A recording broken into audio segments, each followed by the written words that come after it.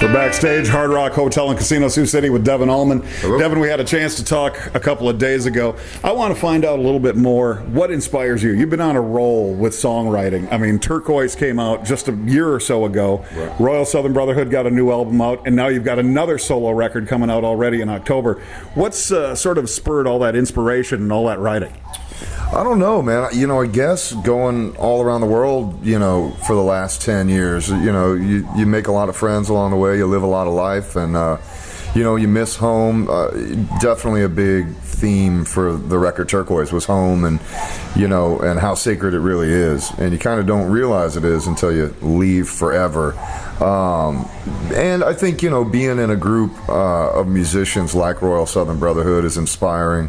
Want to come to Cyril Neville with your best tracks. And we're very fortunate to have signed, 2 record deals, a couple years back, solo record deals and then the Royal Southern Brotherhood. So, we're trying to, put out a solo record a year and a Royal record every year. So, I got to write a lot of tunes, and there's, quality and quantity. So you may have 11 records on that platter, but, there's probably 20 written, 30 written. So you're ready for another one as soon as you turn around, almost. I think, the new Royal record's only been out a couple months. The new Devon Allman solo record comes out in October. So I think I'm actually set for a little while. Not long. I think Royal goes back in for album number 3 in December already. So we'll probably flip that out by April. And that'll be a whole new wave of touring and and promotion for the record. Now, you talked about touring around the world. I know, as a dad, how hard is it to leave your son and home in St. Louis and tour the world? Again, I follow you on Facebook and whatnot. I know how close you are with your family. Yeah. How difficult is that, and do you ever get a chance to bring them on the road with you, or do you even want to? Well, I think, first of all, that's the hardest thing about touring is missing loved ones. I mean, I am living my dreams. This is what I always wanted to do. But that is the most difficult part, for sure. So, what you got to do is when you are home, if it's 4 days or 8 days or whatever it may be, you just really have to pack a lot in. And, I talk to them every day, and, I expect, the text that says I have this for homework and that for homework, and I still am a very engaged father even in my absence. A big part of the reason that we're close is that when he was born to the time he started kindergarten, I didn't tour. I made a vow to myself that I wasn't going to leave him. Those are the real foundation years. Because of that, we're crazy close, because I was Mr. Mom. I would watch him all day while my ex was working, and then I would go and work at night and play acoustic gigs and whatnot. So we're massively close. It definitely is tough, but if you stay on top of it, it's good. And he's getting old enough. He's a freshman in high school this year. He's getting old enough to where when the show is conducive to a minor being around, like a festival, right. We do a festival run, I bring him out, and that's always great. I actually put him on the payroll. He does merch, he does set lists, waters, towels, like he's kind of the gopher, which I did for the Allman Brothers on a tour when I was a teenager. So it's good. Is he showing any musical ability like his dad and his grandpa? He plays keyboards like his grandpa. He's been playing about 8 years. He's wonderful at it. I don't know if he knows. He's been out. He's seen it. So I don't know that he necessarily wants to do it for a living, but I know he enjoys it, and I'll support him if he wants to be a dentist or an architect or anything. Like, I just tell him, as long as you work hard, And as long as he's happy, that's the most important thing, right? Most important thing, yeah. I told him follow your passion, whatever that may be. That's a big key to your happiness is doing a job that you care about and you're passionate about. Sure. Going out with the Royal Southern Brotherhood, you get to do a lot of collaborations. Obviously, again, we talked about it being 5 leaders in one band in that respect. On Turquoise, you did a collaboration with somebody who we adore, Samantha Fish, right, on Stop Dragging My Heart Around. Do you like to do these collaborations? Is there somebody you've always wanted to work with? Is there any thoughts of maybe being able to record a song with your pops in the future? We've talked about that, and I think there will come a point in time where that could be the right thing to do. Right now I'm really focused on, on being the best writer and singer and guitar player that I can be.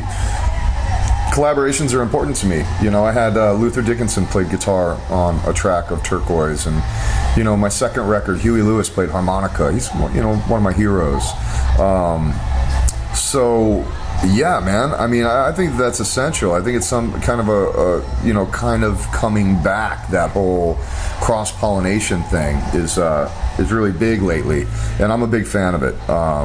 And there's all kinds of artists. I've been speaking with Robert Randolph about maybe doing a whole record together with Robert. He's a good friend, and we had a jam at the Fox Theater in Atlanta at my dad's tribute show, and we just really got along. We played together real well, and maybe that'll bear some fruit, or maybe it just ends up being a track or something. We'll see. But those kind of things, you kind of plant the seeds and you hope it happens. And Samantha Fish is a great up and coming talent. She's on our record label. We have the same management, and she's come out and opened for Royal Southern Brotherhood, and we're drinking buddies and hang out whenever we can. She's a great girl. When you're on the road like this, when you're touring, you're in the bus, you're in the van, you're driving, do you listen to anything, or is it your time to sort of think and write? I'm a big reader, so I knock out about a book a week.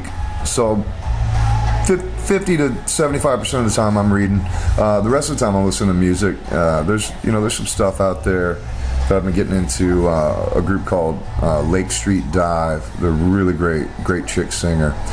Listen to a lot of jazz, listen to a lot of blues, a lot of African jazz, and then thrash metal. Like I listen to literally every genre of music. I think people would probably be pretty surprised at my iPod. It's pretty varied. But yeah, I mean, you got to pass the time. So we talked briefly about Ragged and Dirty coming out in October. What are we going to hear on it? What can we expect? Man, I think it's my best record, and not just because it's my latest. I finally, got a producer, and I love Jim Gaines. Jim Gaines produced Turquoise. He also produced all the Stevie Ray Vaughan records and Steve Miller Band records, and he's a legend. But my new producer just won a Grammy with Buddy Guy. He's a real song guy. Pardon me, that's Tom Sawyer as my ringer. Anyway, Tom Hambridge plays drums, and he's a producer and produced a lot of big records. Yep. Susan Tedeschi and like I said, Buddy Guy. I reached out to him, and I know he's very much in demand. I didn't think I would get him. And I said, man, would you consider? And he's like, hell yeah. And he was like on board instantly and put together just this crack band of, just badass guys from Chicago. Bass player played with Miles Davis, keyboard player from Buddy Guy. I basically stole the best musicians in Chicago for a week, and we had a blast making the record. It's definitely bluesy. There's some tracks on there that are the most Allman Brothers-y, which is, exciting for me. It's interesting. There's a few covers on there. If you saw the movie Public Enemies, there's an Otis Taylor song called 10 Million Slaves, which I did. I did the Spinners classic, I'll Be Around, R&B. Just loved doing that, and did an old Luther Allison song called Ragged and Dirty. Right. Named the record after it. And then there's about 4 to 5 songs that Tom Hambridge custom wrote for me, like read up on my life and wrote them for me, and that was a first. I always kind of wrote everything for my records, and this was a real learning experience to just take my hands off the wheel. He called me, he's like, I got a great band for you, man, they're awesome, this guy on guitar, and I'm like, That's what I do. I play guitar. No, man, it's just trust me, man. I even had him on Buddy's record, I was like, okay, but it's a real humbling experience to just kind of like take your hands off the wheel and say, this is the producer, and he's really good. Yeah. So trust it. And we had such a bromance. I mean, he, I'm a producer as well. I produce other artists, and I learned so much from him. And I mean, that's just kind of like the guy I want to be when I'm in my 50s and 60s and producing, this genre of music to help keep it alive. Do you see yourself still wanting to do this being out in front of the crowd in your 50s and 60s as well. Yeah. I think, the natural thing is that I see myself in the next few years trimming it back.